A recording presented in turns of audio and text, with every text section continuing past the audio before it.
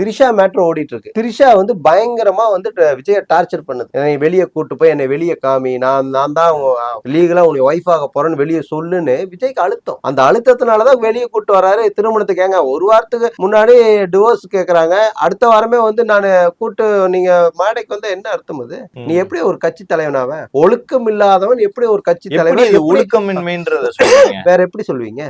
வேற எப்படி ரசிகன் சொல்றாங்க? என்ன சொல்றாங்கன்னா, அண்ணா வந்து வந்தா அண்ணாவோட காரை பார்த்தா எவ்வளவு கூட்டம் வரும்னு உங்களுக்கே தெரியும், அதனால அவர் வந்து திரிஷா கார்ல ஏறி வந்திருக்காரு, அத ஃப்ரெண்டா நீங்க பார்க்க வேண்டியதானே ஒரு ரசி. நீங்க பாத்தீங்களா இல்லையா அந்த பேட்டி? ஆமாமா, அவங்க டிவோர்ஸ் வரைக்கும் போய் ஃப்ரெண்டா இருந்தங்க அடுத்து அவங்க டிவோர்ஸ் வரைக்கும் போயிருக்காங்களா?